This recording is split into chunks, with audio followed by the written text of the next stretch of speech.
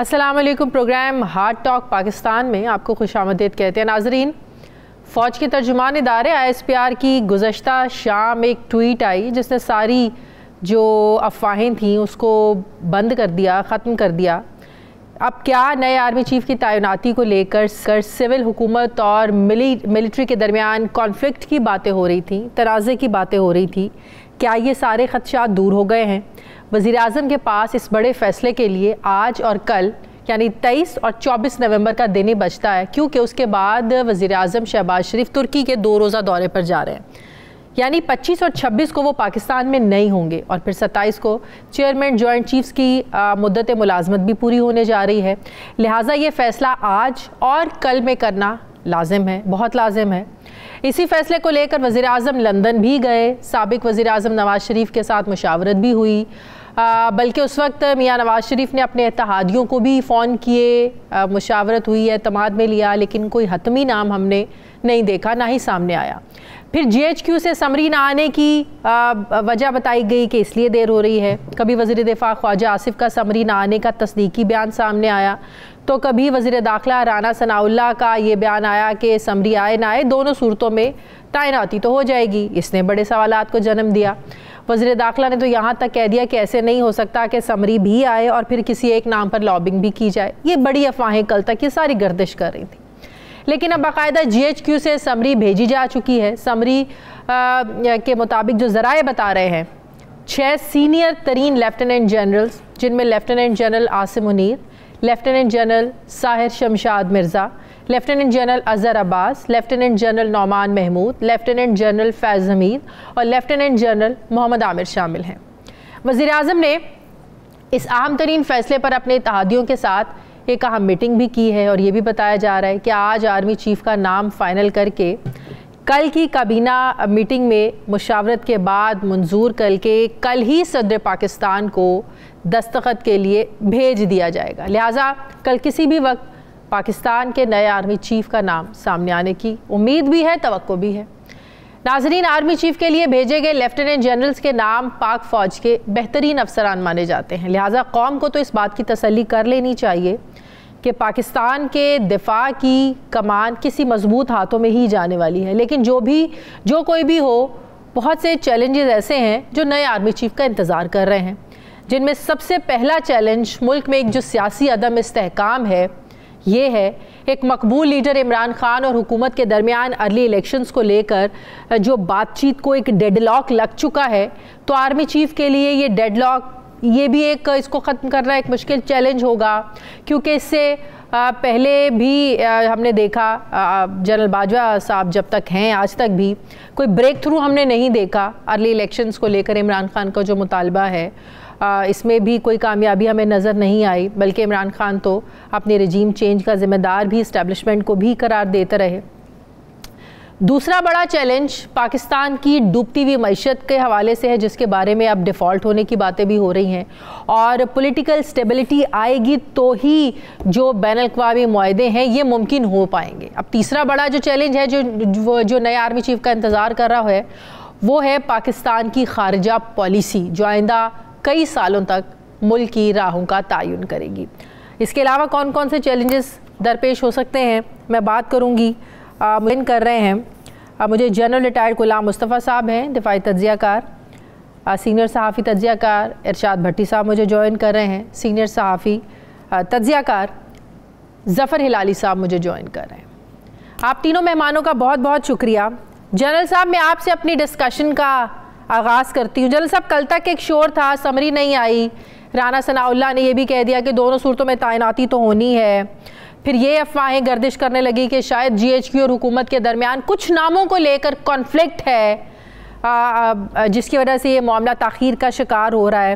बहरहाल कल जब शाम DG ISPR की तरफ से ये तस्दीक होगी कि समरी भेजी जा चुकी है, तो ये तो तसल्ली हुई कि जो हुकूमत कह रही थी कि अभी समरी नहीं आई, जिसकी वजह से ताख़ीर जो है ना वो हो रही है, ये सब कुछ जो है ना वो तय हो गया। कल के समरी तो अब भेजी जा चुकी है। इस सीधे साधे मामले को माजी में भी ये होता रहा है, इस बार इतना कंट्रोवर्शियल क्यों बनाया गया या ये क्यों बना इतना इस बार कंट्रोवर्शियल में सोशल मीडिया पर डिस्कशन देखी। आजकल मीडिया का हर टॉक शो जो है वो इस पर हो रहा है। क्या वजह है इस बार आर्मी चीफ की तैनाती हर जगह पर डिस्कशन में है? देखिए, तो पाकिस्तान जहां तक हमारी कौमी जिंदगी का ताल्लुक है, इसमें फौज का अमल दखल है, और काफी ज्यादा इसलिए भी है कि एक तो हमारे लैंड बॉर्डर ज्यादा हैं, फौज हमारी इस वजह से नुमाया रहती है।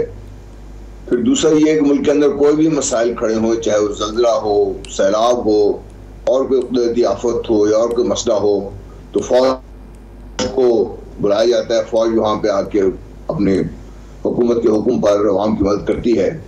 ये सब वजूहत ऐसे हैं जिसकी वजह से फौज एक नुमाया किरदार फौज का रहा है। माजी में ये भी देखिए कि फौज हुकूमतें भी रही है, और लेटली अगर आप देखिए तो नवाज शरीफ साहब ने शुरू किया था गुजरावाला जलसे से, उसका किसी एक लेवल को दूसरे लेवल पर ले गए। इमरान खान साहब जब ये डिस्कशन शुरू हो गई, वो बाकायदा नाम लेके बातें करना शुरू कर दी लोगों ने। तो इस वजह से ये एक अजीब सी हमारे लिए कश्मकशी खड़ी हो गई थी पाकिस्तान में। फिर कुछ ऐसा पहले अगर आपको याद हो तो असदुल्ला खान साहब आबी की जान से मुंसलिक हैं, उन्होंने एक छोटा सा वीलॉग किया था कि मियां नवाज शरीफ साहब ने कहीं लंदन में बैठ के कहा है कि हमें ये डराया गया था कि अगर नो कॉन्फिडेंस ना आया तो कोई आर्मी चीफ अपनी मर्जी का ले आएंगे और फिर ये हो जाएगा तो वो हो जाएगा। ये तो नून लीग के सारे लीडर्स यहाँ पर ये बात करते थे कि ये आदम एतमाद अगर हम नहीं लेकर आते तो इमरान खान ने जो हमारे साथ करना था वो सबको नजर आ रहा था, सबको नाअहल करवा देना था, तो इसीलिए उनके लिए बड़ा जरूरी हो गया था। भी आर्मी चीफ का नाम लिया जा रहा था, तो वहां से जब ये इस कदर कंट्रोवर्सी खड़ी हो गई तो ये फिर आज जिस चीज की हम बात कर रहे हैं ये हमारे सामने आ गई है अभी। तो शुक्र है कि अभी एक समरी जो इतना मसला बना हुआ था वो समरी तो पहुंच गई है। पाकिस्तान का आर्मी चीफ भी कोई लग जाएगा, chairman joint chief staff committee भी कुछ लग जाएगा, लेकिन पाकिस्तान के जो मसाइल हैं, असल मसाइल, वो वहीं के वहीं खड़े हैं, उनको फिर भी हमें हल करना पड़ेगा। सिर्फ दो शख्सियात की तैनाती से हमारे मसाइल हल नहीं होंगे। हमारे मसाइल को हल करने के लिए हमें ये जिम्मेदारी खुद उठानी पड़ेगी।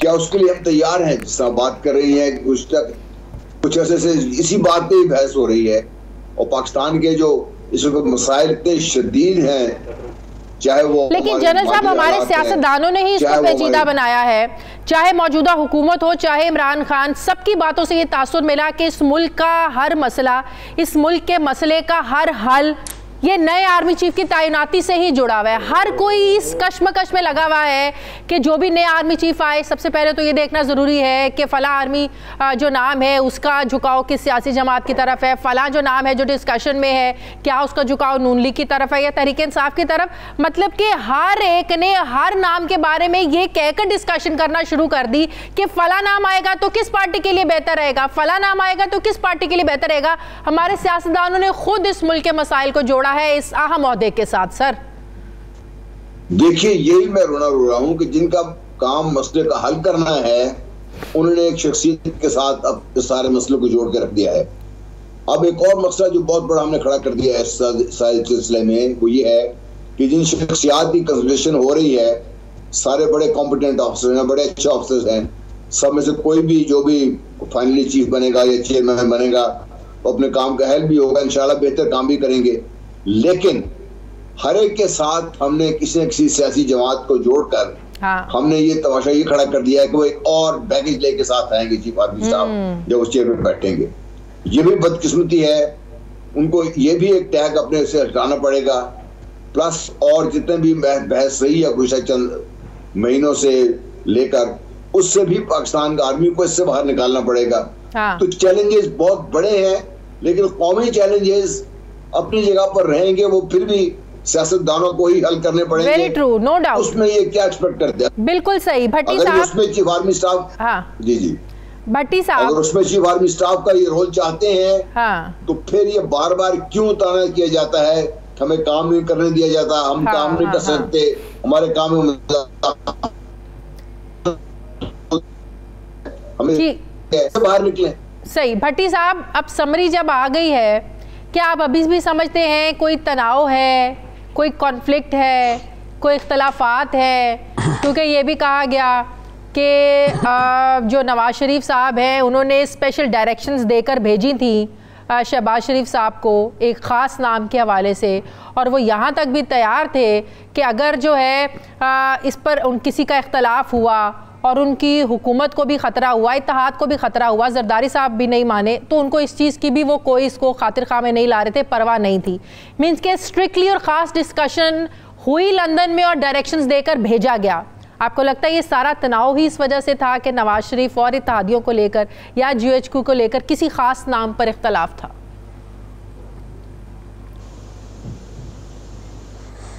क्या आपने सवाल किया है इतना लंबा, और क्या आपकी मासूमियत है, और क्या उसमें बार बार आप इंट्रो में भी नवाज शरीफ, यहाँ भी नवाज शरीफ, हालांकि ना आपका वो प्रोग्राम देखेंगे ना सुनेंगे।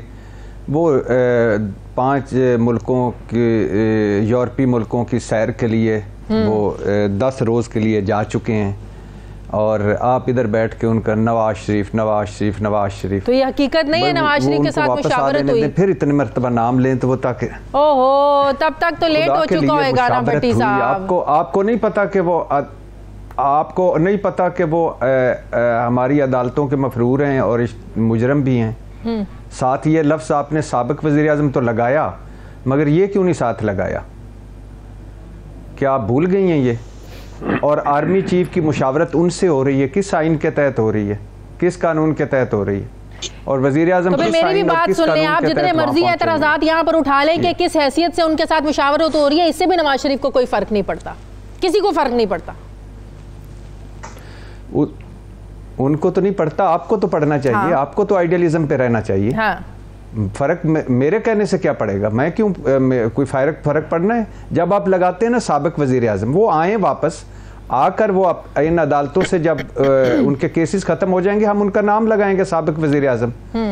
तो जब आप और मैं एक आइडियल सिचुएशन पे नहीं खड़े होते, एक आइडियल पिच पे नहीं खड़े होते, एक इखलाकी, अब मेरा कोई नवाज शरीफ साहब से ज़ाती दुश्मनी थोड़ी है कि मैं बार बार ये कहूँ, लेकिन आपने इतना लंबा नवाज शरीफ नवाज शरीफ नवाज शरीफ, कभी दरमियान में एक ब्रैकेट में ये भी कह देती हैं कि हालांकि वो ये, क्या कभी इमरान खान को कहा है कि क्यों वो नवाज शरीफ करते रहते हैं? क्या आपने कभी तहरीक इंसाफ वालों को कहा है कि क्यों वो नवाज शरीफ करते रहते हैं? क्या उन्होंने ये कभी उन सवाल तो वो उठाते हैं, लेकिन इमरान खान क्या कर पाए हैं? शहबाज शरीफ साहब जहाँ भी जाते हैं वाया वो लंदन वापस घूम के आते हैं, जहाँ भी जाते हैं वाया लंदन वो आगे जाते हैं। तो क्यों तहरीक इंसाफ की डिस्कशन में भी नवाज शरीफ शहबाज शरीफ? आखिर फैसले तो हो रहे हैं ना, इस मुल्क के लिए फैसले हो रहे हैं। आप भी बैठे हुए, मैं भी बैठी हुई हूँ ना, आप कुछ कर पा रहे हैं ना मैं कुछ कर सकती हूँ। नहीं, आपने फिर एक सही नहीं बयान फरमाया। इमरान खान साहब लफ्ज़ हर एक के साथ कभी भगौड़ा लगाते हैं, कभी चोर डाकू लुटेरा लगाते हैं, कभी कुछ और लगाते हैं, कभी कुछ और लगाते हैं। आपने पूरा फिकरा नहीं सुना। लेकिन मेरी जर्नलिज्म और एथिक्स मुझे इजाजत नहीं देते ना कि मैं नवाज शरीफ के साथ ऐसे अल्फाज लगाऊं, मुझे इजाजत नहीं है ना। नहीं, मैंने और आपने फ़र्क नहीं डालना, हमने कोई फ़र्क नहीं डालना। हमने अब बात करनी है जो सीधी बात होती है, जो बात करनी। अब आगे आ जाइएगा आपने इस सवाल पे कि आपने कहा ना क्या सारे खदशात दूर हो जाएंगे? क्या हम कॉन्फ्लिक्ट यानी टकराव, तसादम और ये चपकलश ये ख़त्म हो जाएगी? तो घड़ी और छड़ी में फंसी इस कौम के फ़िक्र ना करें, कभी भी ना खदशात दूर होंगे, ना ये कॉन्फ्लिक्ट से निकलेगी, इससे निकलेगी किसी और में फंस जाएगी। दूसरी बात यह है कि ये हुआ क्यों?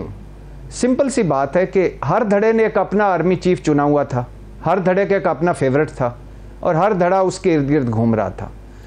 अब ये है कि आगे क्या होगा? क्या हमारा मसला ये है कि तैनाती है? नहीं है भाई, 100% डिफ़ॉल्ट के ख़तरा हो गया इस मुल्क का, मुआशी दिवालिये का। डॉलर ब्लैक में 241 पर बिक रहा है। हाँ। महंगाई 30% से ज़्यादा हो गई है। कर्जे जो हैं वो इतने ज़्यादा हो गए हैं कि उनका अब सूद देना मुश्किल हो रहा है। 20 अरब डॉलर हमने अगले 1-1.5 साल में देना है वापस। कोई दोस्त मुल्क मुंह लगाने को तैयार नहीं है। बिजली पहुंच से दूर, गैस नायाब, ऊपर से हर तबका फ़िक्र रुल रहा है, और उसके अलावा बाहर दुनिया में हम मजाक बने हुए हैं। एक हमारा वज़ीर आज़म पेंट हाउस बैरी कज़ाक, दूसरा वज़ीर आज़म टीटी राज कपूर, तीसरा वज़ीर आज़म साबिक वज़ीर आज़म, साबिक वज़ीर आज़म, साबिक वज़ीर आज़म घड़ी चोर। अब हम के और मजाक बने हुए, हर तरह हमें कोई मुंह नहीं लगा रहा। अंदर हमारी सियासी अदम इस्तेकाम इतना है कि एक दूसरे को रवादार नहीं है मुंह देखने के। क्या एक तैनाती ये सारा कर देगी? नहीं कर पाएगी। जब आप नहीं खड़े होंगे, जब आप असल मसाइल की तरफ नहीं जाएंगे, तब तक ये कोई मसला हल नहीं होगा। फॉर एग्जाम्पल तैनाती हो जाती है, उसके बाद क्या मईशत, महंगाई, बेरोजगारी, कर्जे, ये सारे हो जाएंगे। 2,500 अरब यानी 250 अरब के पता नहीं 2,500 अरब की वो गर्दिशी कर्जा, कोई हद है? आपके पास यानी पैसे ही कोई नहीं है। ज़र मुबादला 7.5 या 6 अरब डॉलर, वो भी दोस्तों का मांगा तांगा। अब आप बताएं कि बिलावल भुट्टो साहब और ये शहबाज शरीफ साहब जो तूफानी दौरे कर रहे हैं, इसका हासिल वसूल क्या है? कोई बताएं, कोई हासिल वसूल हो? आप बताएं ये जो आपस में सर जोड़ के बैठते हैं रोज, फॉर एग्जाम्पल आपने बताया 3-4 मरतबा, 2 मरतबा तो मुझे भी पता है, वो इस तैनाती को लेकर लंदन गए। किसके खर्चे पे गए? हमारे खर्चे पे गए। बिल्कुल। अच्छा, उसके बाद जरदारी साहब आ गए और वो मुलाकात इस्लामाबाद में, राना सना साहब का बयान, ख्वाजा आसफ साहब का बयान, शाहिद खकान अब्बासी साहब का बयान, और उसके बाद बिलावल भुट्टो साहब वजीर खारजा की अपने सदर को तड़ी, और उसके बाद इसहाक डार साहब की डिप्लोमेसी, वो भी बरी हो गए। आजकल बरी होने का बड़ा सीजन चल रहा है। बिल्कुल। तो अब ये बताएं ये कहाँ से, ये एक तैनाती बस, और शाम को सोने से पहले ये एक हल्का सा पीछे मुड़ते हैं और पक्का सा मुंह बना कहते हैं यार ये एक आईनी इदारा है, एक फौज को सियासत में मत घसीटना। सारा दिन इस पे लगे रहते हैं, सारा दिन इस पे लगे रहते हैं। सही। हिलाली साहब तो इसके लिए आए थे, आप बताइए ना। ये अहल थे, तजर्बाकार थे, अरस्तु थे, हर मसले का हल इनके पास था। इमरान खान निकम्मा था, नाअहल था, वो तो उससे तो कुछ समझ नहीं रहा था। ये क्या 6 महीने की कारकर्दगी आपने देखी है? हाँ। कोई हल है इस रास्ते से निकलने के लिए? किसी ने कोई बताया है? तकर्री के बाद किसी ने कुछ बताया करना क्या है? इलेक्शन ये नहीं करवाना चाहते, आपस में ये नहीं बैठना चाहते, इनके पास कोई आउट ऑफ द बॉक्स हल नहीं है। तो क्या करें हम? ये 22-24 करोड़ मुल्क क्या करेगा? हम फिर क्या करें? किस तरफ जाएं? असल मसला ये है कि इनकी परफॉर्मेंस क्या है, हाँ। गवर्नेंस क्या है? सही। हिलाली साहब, इस तैनाती को आवाम ने तो कंट्रोवर्शियल नहीं बनाया, या तो तहरीक इंसाफ ने बनाया या इस हुकूमत ने बनाया। अवाम का क्या लेना देना है? बिल्कुल भट्टी साहब सही बातें कर रहे हैं कि आर्मी चीफ की तैनाती से ना इस मुल्क में बेरोज़गारी ख़त्म हो जानी है, ना आम बंदे के मसाइल ख़त्म हो जाने हैं, ना जो आपके सरों पे कर्जे हैं वो एक दिन में उतर जाने हैं। तो फिर इस आर्मी चीफ के एक अहम ओहदे की तैनाती को लेकर सारे मसाइल आपने एकदम एक साइड पे रख दिए। और अब सुबह भी मैं खबर पढ़ रही थी कि इस अहम तैनातियों को लेकर ना आम मामूल की कोई चीज़ नहीं देखने जा रहे हैं वज़ीर आज़म साहब। ये 2 दिन इसी चीज़ पर इन्होंने फोकस रखना है। शाजिया, बात सीधी सादी है कि सबसे पावरफुल फोर्स इस मुल्क में और सबसे पावरफुल पॉलिटिकल पार्टी इस मुल्क में, तो ये कहना कि हमें कोई दिलचस्पी नहीं है उनका सरबराह कौन होगा, तो ये गलत बात है। अब आप कहेंगी कि ये होना नहीं चाहिए, बिल्कुल नहीं होना चाहिए। ये कॉन्स्टिट्यूशन के तहत नहीं है, बिल्कुल आप सही कह रही हैं, नहीं है। मगर फैक्चुअली ये है सिचुएशन। तो मेरे ख्याल में इसलिए लोगों का इंटरेस्ट है और इसलिए मुख्तलिफ पार्टीज मुख्तलिफ लोगों के पीछे लगे हुए। जो आदमी वो समझते हैं कि उनके साथ होगा तो वो बहुत बड़ा एडिशनल फोर्स होगा उनकी पार्टी का, डिसाइसिव भी हो सकता है। ये है सिचुएशन इस वक्त ये कंट्री में। तो मेरे ख्याल में अगर हम रियलिस्टिक होके मान जाएं कि ये है, अब कहें क्यों और कौन जिम्मेवार है और क्या हो सकता है, वो तो मेरे ख्याल में आपको 1 साल प्रोग्राम्स चलाएंगे फिर भी शायद कुछ पता चलेगा। आप कहेंगे कि कॉन्स्टिट्यूशन है, बिल्कुल सही कह रही हैं, मगर द फैक्ट इज, हमारे व्यूअर्स को the fact on the ground ये है कि सबसे इंपॉर्टेंट आदमी जो है पाकिस्तान में, कम से कम को इक्वल प्राइम मिनिस्टर के साथ वो है आर्मी चीफ। तो अब उसकी इलेक्शन हो रही है, लेकिन अब इस मुशावरत का समझ में नहीं आ रही ना, जब शहबाज शरीफ साहब डायरेक्शंस लेकर आ चुके हैं, फिर इत्तेहादियों के साथ मुशावरत, फिर अपनी काबीना में सारी मुशावरत, फिर ये एक रस्मी कार्रवाई से ज्यादा तो कुछ नहीं है हिलाली साहब।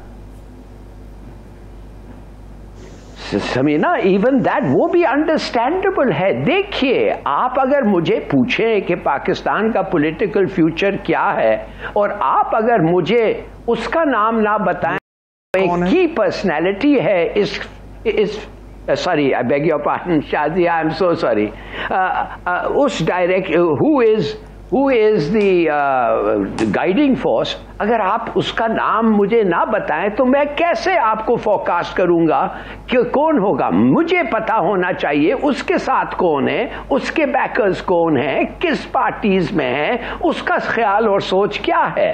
तो मैं ऐसे कमेंट्री देने के पहले मैं जानना चाहूंगा कि कौन बना आर्मी चीफ। बिल्कुल ठीक है, मैं जरा ब्रेक ले लूं। बिल्कुल सही कह रहे हैं, मैं ब्रेक ले लूं। ब्रेक के बाद वापस आएंगे तो बात करेंगे कि जो खान साहब ने पिंडी का मकाम सेलेक्ट किया है, वहीं पर इनका टेंट सिटी भी लग रहा है, और असद साहब ने कहा कि 26 को ये तैनाती होनी है, उसके बाद इमरान खान जो हमें कहेंगे कि यहाँ रुकना है या यहाँ से वापस जाना है, उसका फ़ैसला हम बाद में करेंगे। तो क्या इमरान खान साहब जो हैं इस फैसले के बाद देखेंगे कि उन्हें वहाँ पे धरना देना है, उठकर जाना है? तो इसका मतलब इमरान खान साहब भी इसी अहम तैनाती से हर चीज़ को जोड़ रहे हैं, अपना शायद सियासी मुस्तकबिल भी। बात करते हैं एक छोटे से वक्फे के बाद। ब्रेक के बाद एक बार फिर से आपको खुशामदीद कहते हैं। जनरल साहब, इमरान खान साहब क्या पिंडी में बैठकर नए आर्मी चीफ पर ये प्रेशर डाल पाएंगे, नए इलेक्शंस को लेकर और जो उनके मुतालिबात हैं उसको लेकर? देखिए, प्रेशर डालने की जरूरत है ही नहीं। आप जब मुल्क के मामूली हालात देखती हैं, सियासी अबतरी का जो आलम अभी भट्टी साहब भी कह रहे थे और सब भी बात कर रहे हैं, उसके बारे में किसको को नहीं पता। हाँ। पाकिस्तान की जो इकोनॉमिक कंडीशन है जितनी खराब हो चुकी हुई है, उसके बारे में किसको नहीं पता। किसको ये नहीं पता कि डॉलर की फ्लाइट हो रही है, यहाँ से हवाला हुंडी फिर जोरों पर है। हमें कोई ऐसा शक तो कहीं रहा नहीं। किसको ये नहीं पता कि आपका किसान आज अपनी फसल बीजने के काबिल नहीं है, कभी इसको डीजल मिलता है कभी नहीं मिलता, महंगाई इतनी ज्यादा उसके लिए भी है। किसको ये मालूम नहीं है कि पाकिस्तान बहुत जल्दी एक फूड क्राइसिस में भी जाने वाला है। हमें किसी चीज के बारे में किसी शक तो है नहीं है, इमरान खान साहब कहें या ना कहें, लेकिन ये हालात तो ऑन ग्राउंड है। ये इनका हल ढूंढने के लिए अगर तो आर्मी चीफ को ये समझते हैं, हमारी सियासी क़ुव्वतें सब समझती हैं कि आर्मी चीफ से ही ये मसला हल होगा, तो फिर आर्मी चीफ को आ जाने दें, बैठ जाएंगे, मसला हल कर लें इसको। लेकिन उसके बाद भी आप देखिए, हुकूमत के 14 पार्टियां इनकी कोई कल आपस में मिलती तो है, लेकिन इनके जो सब के मफादात सारे मुख्तलिफ हैं।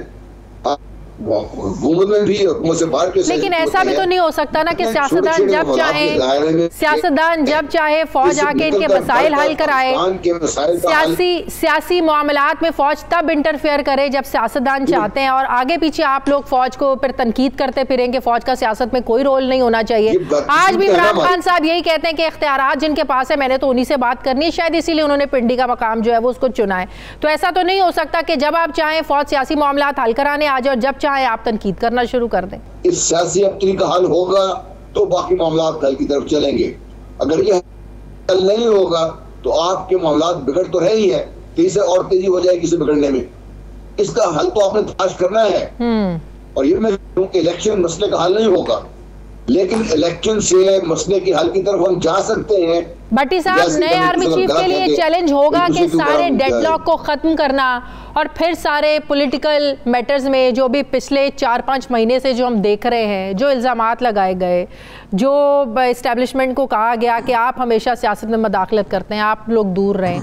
अब जितने इल्ज़ामात लग चुके हैं, क्या ये नए आर्मी चीफ के लिए एक चैलेंज नहीं होगा कि उन्हें मुल्क का जो सियासी हालात है उसमें इस्तेहकाम भी देखना है, और अपने ऊपर जो पिछले 4-5 महीनों में इल्ज़ामात लगाए जा चुके हैं उससे भी आपको अपने आप को अलग करना है?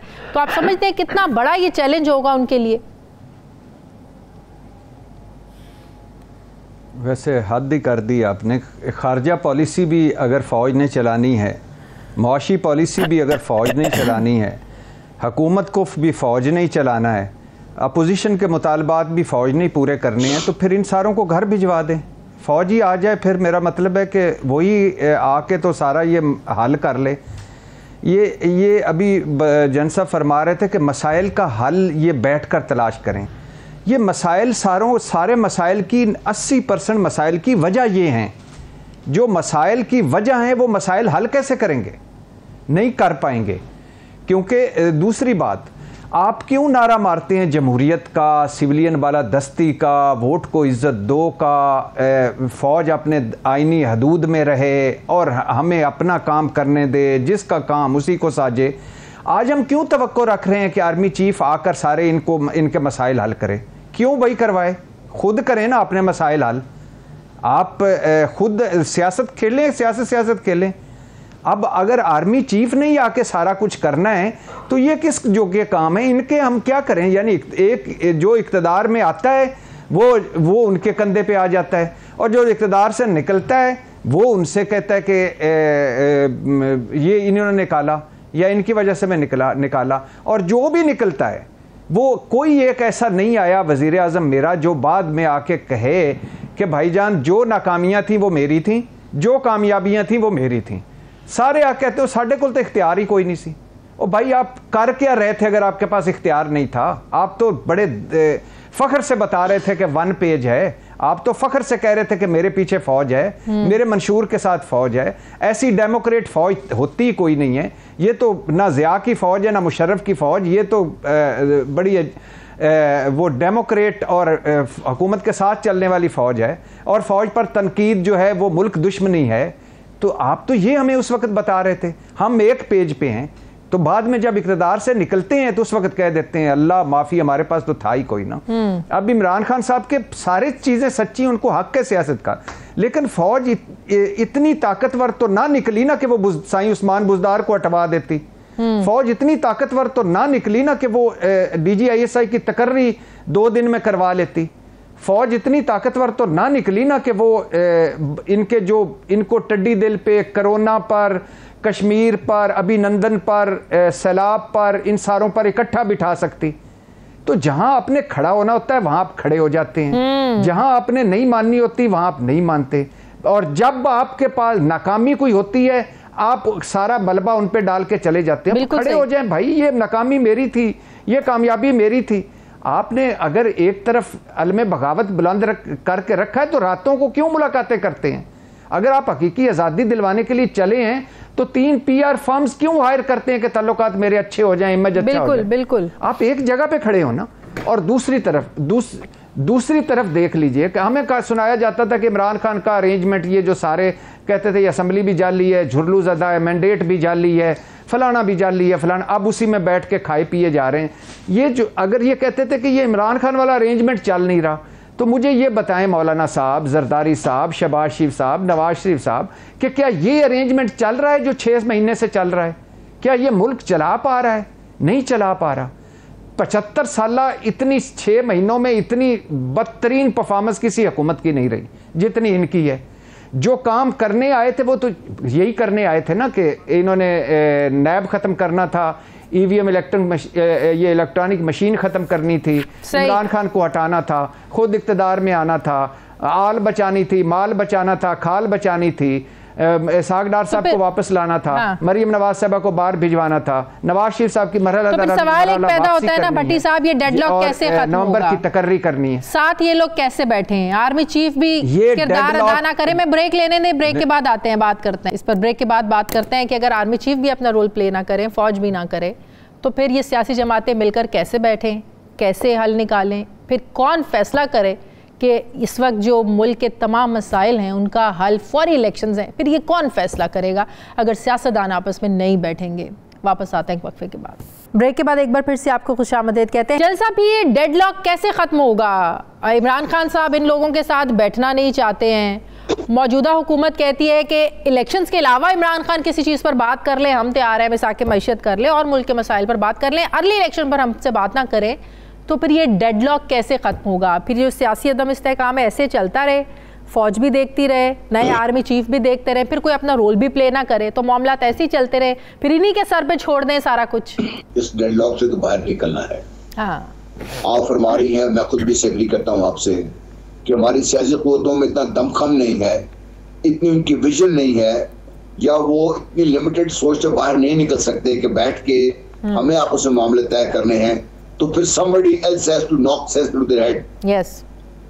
मैं समझता हूँ, और मुझे इसमें कोई कहने में आर नहीं है, अगर आर्मी चीफ ये काम कर सकते हैं तो उनको करना चाहिए, क्योंकि इस वक्त हमें ये बहस से बाहर निकल के सोचना है कि आईनी तौर पर किसकी ताकत है, किसी इख्तियारात हैं, किसी इख्तियारात नहीं है। जिनके इख्तियारात हैं उसको हल करने के काबिल नहीं है, करना चाहते नहीं है, उनको राइटिंग ऑन दी वॉल तो छोटी कोई दीवार नजर नहीं आ रही कि पाकिस्तान के साथ हो क्या रहा है।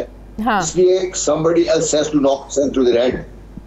सदर ने कोशिश की, नहीं बात नहीं, तो ये फिर आपको करना पड़ेगा। ये पहली दफा पाकिस्तान की तारीख में नहीं हुआ, इससे पहले भी आर्मी चीफ ने बार बार इन सियासी क़ुव्वतों को आपस में बिठा के बातचीत करवाई है कि बैठिए और बैठ के इस मसले का हल निकालिए।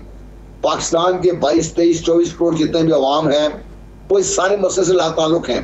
उनको नहीं फर्क पड़ता कि person A, B, C chief बनता है या नहीं बनता। बिल्कुल बिल्कुल। उनका मसला ये है कि जो आज जो हालात पाकिस्तान के बने हुए से बाहर निकले, सफेद पोशी बरकरार रखना मुश्किल हो गया है। यहाँ पर आम आदमी की जिंदगी इतनी दुश्वार हो चुकी हुई है कि ये जो 12-13 पार्टियां हुकूमत में बैठी हुई हैं या जो अपोजिशन में बैठे हुए हैं, इनमें किसी को इस चीज का एहसास नहीं हो रहा कि इसका मामला हम दिन ब दिन बिगाड़ रहे हैं। जितनी देर सियासी अबतरी जारी रहेगी ये मामला और बिगड़ते जाएंगे। जिस नहज पर हमारी इकोनॉमी है इससे बिगड़ेगी, बाहर हाल नहीं होगी कैसे, इसको कैसे निकालना है। अगर somebody else has to do this job for them, तो फिर ये जिस भी भट्टी साहब भी कह रहे थे घर जाए ये लोग। लेकिन having said that, मैं ये समझता हूँ कि पाकिस्तान की फौज पाकिस्तान की है ना, इसी मुल्क के लिए है, इस मुल्क की फौज है, इसी मुल्क के टैक्स के पैसों से हमारी फौज चलती है। वो इसी मुल्क के लिए जाने देने के लिए, कुर्बानी देने के लिए बैठे हैं, वो लोग और दे रहे हैं दिन ब दिन। उसके हिसाब से उनको साथ बिठाएं, और मैं समझता हूँ कि करना पड़ेगा।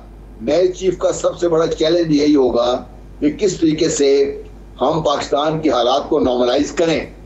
और सबसे बड़ा चैलेंज जिसका हम जिक्र नहीं करते आमतौर पर, जितनी पोलराइजेशन हो चुकी है हमारी सोसाइटी में, हाँ। जिस तरीके से हम आपस में दस्तगिरबान है, इससे कैसे बाहर निकलना है। बिल्कुल, इससे बाहर निकालने के लिए को बड़ी सोच को हमें लेके आनी पड़ेगी, और फिर जो लीडरशिप है कलेक्टिवली उसको सोच को लेकर आगे चलना पड़ेगा। सही। देखिए वो उसके हिसाब से अगर आप भारतीय टीवी देख लीजिए, जो लोग हमारे बारे में बात कर रहे हैं वो देख लीजिए, कोई शख्स हम पे हंसने से पहले हंसता है फिर आगे बात शुरू करता है पाकिस्तान। वो हर बंदा उठ के पाकिस्तान का मजाक उड़ा रहा है। बिल्कुल सही। पाकिस्तान की मजाक बन के रह गई यहाँ। बिल्कुल सही। हिलाली साहब आप एग्री करते हैं इस बात से? पाकिस्तान के लिए बढ़ रहे हैं, पाकिस्तान के लिए खतरात बढ़ रहे हैं। हाँ बिल्कुल सही। आप वेस्टर्न बॉर्डर पे देख लीजिए, आप अफगानिस्तान की हालात देख लीजिए, रोज के हिसाब से बॉर्डर पे मसाइल बने हुए उनको देख लीजिए। पाकिस्तान के मसाइल बढ़ रहे हैं, इनको हल करने के लिए आपको बेसिक जो स्ट्रक्चरल फ्लॉज इस वक्त आपको नजर आ रहे हैं। आपकी जो जब तक कि आपकी पॉलिटिकल सिचुएशन नॉर्मलाइज नहीं होगी, हालात आगे नहीं चलेंगे। हाँ। उसके बाद आपस में मिलकर बैठ के चंद एक फैसले आपस में कर लें। सही। इकोनॉमी को चलाने के लिए ABCD करना है हमने, और इसे लेके आगे चले खुदा के लिए। ये नहीं किया तो पाकिस्तान। हिलाली साहब क्या आप इस बात से अग्री करते हैं कि मौजूदा सियासी डेडलॉक को ख़त्म करने के लिए नए आर्मी चीफ की, हमारी इस्टेब्लिशमेंट की इंटरफेरेंस नागुज़ीर हो चुकी है, ये लोग आपस में बैठने को तैयार नहीं है? बिल्कुल सही, 100%। मैं समझता हूं कि टीम पाकिस्तान है जो पाकिस्तान को लीड करता है। हाँ। एक आदमी नहीं है, ये प्राइम मिनिस्टर और कैबिनेट नहीं है, ये इंग्लिस्तान नहीं है, ये डेनमार्क नहीं है। टीम पाकिस्तान जो होता है उसमें सदर होता है, प्राइम मिनिस्टर होता है, चीफ जस्टिस होता है, आर्मी चीफ होता है, और चंद चीफ मिनिस्टर्स भी होते हैं। ये है टीम पाकिस्तान। इनको एवरीबॉडी कंसल्टेशन लाजमी है, उनका बातें सुनना, कंसिडर करना लाजमी है। मैं मीटिंग्स पे बैठा हुआ हूं, जो सबसे बेहतरीन एडवाइस जो आया है एक प्राइम मिनिस्टर को, वो आर्मी चीफ ने दिया, हालांकि उसका वो सब्जेक्ट नहीं था। मगर उसके पास इतनी इंटेलिजेंस थी, इतना अवेयरनेस था, इतने उसके लोग इस फील्ड में काम करके इनपुट्स देते थे कि जब वो बैठता था और बोलने का वक्त आता था तो उसका जो कंट्रीब्यूशन था वो बड़ा फायदेमंद था। इस हद तक कि वो प्राइम मिनिस्टर ने उस आर्मी चीफ को मुझे कहा कि ये मैं तो चाहती हूं ये रहे, मैं तो चाहती हूं कि ये इसका एक्सटेंशन मिले, मगर ये खुद जाना चाहता है। देखिए बात असल ये है, अगर आप नहीं कि आप फेंस पे बैठे हैं, एक फौज आपकी है, फौज आपके पीछे, तो चलो आप एक फेंस पे बैठ के कहते देखो गलत, देखो करप्ट, देखो ये, देखो वो, ये this is not your job. आप एक मेंबर एक टीम के हैं। और देखिए इसका मतलब ये नहीं है कि भट्टी साहब ने कोई गलत बात की। What Bhatti was saying was absolutely right. अगर सियासतदान ये सब चीजें कर सकते थे, समझ सकते थे, उनके पास इतना गुड सेंस था, सेंसिबल लोग थे, तो ये जरूरत शायद ना होती। मगर मैं तो समझ ही नहीं सकता हूं कि क्या एट द मोमेंट इस वक्त आप कभी देखा है आपने क्या इनपुट्स आते हैं फौज के पास? पूछिए जनरल मुस्तफा से। इनका फील्ड इंटेलिजेंस यूनिट्स होते हैं, इनके कंपनीज के यूनिट्स होते हैं, MI होता है, ISI होता है, और फिर उनके और भी यूनिट्स होते हैं। तो भाई ऑल दैट इंफॉर्मेशन जो वो अक्यूमुलेट करके गैदर करते हैं शाजिया, किसके लिए? मुल्क के बेहतरी के लिए ना। बिल्कुल सही। भट्टी साहब, अर्ली इलेक्शंस क्यों नहीं एडवाइस? इलेक्शंस अर्ली होते हैं या अपनी मौजूदा वक्त पर होते हैं? दोनों सूरतों में मैं तो ये समझती हूँ कि मौजूदा हुकूमत को दोनों तरफ ही नुकसान होगा। जो इस वक्त मईशत का हाल हो चुका है, चाहे 3-4 महीने बाद हों या 6 महीनों के बाद इलेक्शंस हों, आप इस बात से अग्री करते हैं? और इमरान खान इस वक्त जो अर्ली इलेक्शंस की बात कर रहे हैं, इमरान खान साहब को भी पता है कि 3-4 महीने बाद हो या 6 महीने बाद हो, सूरत हाल उनके हक में ही जाएगी। तो सिर्फ ये सियासत के लिए, अपनी सियासत को जिंदा रखने के लिए खान साहब, ज़ाहिर है इससे पीछे तो आप हट नहीं सकते इस मुतालबे से।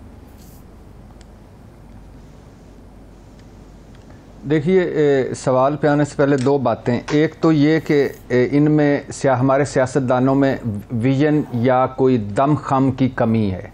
बिल्कुल ऐसा नहीं है। इनमें विजन भी है और दम खम भी है, मगर ये वो ज़ात के लिए है, अपने ख़ानदानों के लिए। कोई बताएं किसी का ज़ाती कारोबार नुकसान में गया हो या जा रहा हो, किसी की कोई बताएं जिनकी औलादें जो हैं वो या अगली 7 नस्लें सवर ना गई हों। कोई बताएं जो सियासत में आने के बाद 2-4 शायद हो, लेकिन कोई बताएं, अक्सरियत बताएं कि जो सियासत में आने के बाद गरीब हो गए हों। और दूसरी बात है कि विजन और दमखम का अंदाज़ा लगाएं स्विस लीक से, पेंडोरा लीक से, दुबई लीक से, पनामा लीक से, जाली अकाउंट्स, मनी लॉन्ड्रिंग और TT स्कैंडल से। इसके अलावा बेतहाशा ये तो माशाल्लाह विजन भी नज़र आता है, दमखम भी नज़र आता है। हाँ, मुल्क के लिए नज़र नहीं आता, पहली बात। दूसरी बात, आर्मी वो जो बहस हो रही थी हलाली साहब और जन साहब आइडियल सिचुएशन में बात कर रहे थे कि ठीक है आर्मी चीफ ये वाले या अगले वाले बिठा सकते हैं तो बिठाना चाहिए मुल्क के लिए। मुल्क सारों का है, हम सारों का मुल्क है, लेकिन फिर उसके बाद इन नाशुकरों को भी तो कुछ कहें ना कि अगर वो बिठाए तो एक धड़ा उठ के खड़ा हो जाता है, ये तो हमारा काम था, सियासत में आप कहाँ से आ गए? हमारी जमहूरियत को खतरा हो गया, हमारी तो आइन खतरे में पड़ गया, मुल्क खतरे में पड़ गया। और अगर आपके हक में फैसला आता है, फिर आप कहते हैं कि ये तो हमारी फौज है यार, ये तो ये नहीं करेगी तो कौन करेगा? फिर आप एक करें ना कि आप दिन को गालियां ना दें, रात को इकट्ठे ना बैठें। बिल्कुल। फिर आप कोई इसको ये सोचें कि एक रह गया ये इदारा जो अपने कदमों पर है, क्योंकि ये उनसे बचा हुआ था। बाकी सारे इदारे तो अपने मलिया मेट कर दिए, तो इस इदारे को तो बचा लें, इस इदारे पर तो ना चढ़ाइयाँ करें। कल देख लें PDM क्या कर रही थी, आज ये क्या कर रहे हैं, कल ये क्या कर रहे थे, आज PDM क्या कर रही है। तो ये तो 2 नंबरी ना करें। अब आज इस पे इलेक्शन पे देखिए, इन सारे मसाइल का हल इलेक्शन में। उसकी वजह यह है कि अब जो भी ये फैसला कर रहे हैं, या जो भी करेंगे इनको अपने अगला इलेक्शन नजर आएगा। हाँ। कि देखिए हम अगर ये कर गए तो पहले इमरान खान मकबूलियत की इंतहा पर है, हम पहले ही गैर मकबूल हैं, कि कहीं हमारा वोटर ना मुतासर हो, कहीं हमारा हल्का ना मुतासर हो, कहीं हम हार ना जाएं। जो नया आएगा वो ये खड़ा होकर कह सकेगा कि भाईजान ये अगले 3 साल जो हैं अब ये बड़े मुश्किल में हैं। अब बताइए जो IMF जायजा मिशन नहीं आ रहा, हाँ। जो वो कह रहा है कि 800 अरब के टैक्स नए लगाओ, और जो इसहाक डार साहब रुके हुए हैं वो किस वजह से? क्योंकि वो आए थे IMF से कि आंखों में आंखें डालकर बात करने के लिए, डॉलर को 200 रुपए से नीचे लाने के लिए। अब वो उससे किस तरह फिरें? और अगर वो बड़ा फैसला लें तो वो और ज्यादा कश्ती डूबती है। तो लिहाजा ये बड़े फैसले लेने के लिए या तो ये है कि सारे इकट्ठे एक टेबल पे बैठे स्टेक होल्डर्स और कहें कि यार मईशत पे और पाकिस्तान पे कोई सियासत नहीं, और अगर ये नहीं है तो फिर सारे जाएं कि भाई हमने डिफॉल्ट से निकाल दिया, या जो भी नारा मारे। और अब वक्त है कि इलेक्शन आए, जो फ्रेश मैंडेट लेके आएगा वो बड़े फैसले करे। बिल्कुल ठीक, बहुत बहुत शुक्रिया इरशाद भट्टी साहब। मेरे साथ अली साहब, जनरल रिटायर्ड, गुलाम मुस्तफ़ा साहब। प्रोग्राम का वक्त हो गया, फीडबैक दीजिएगा। मुझे इजाज़त दें, अल्लाह हाफ़िज़।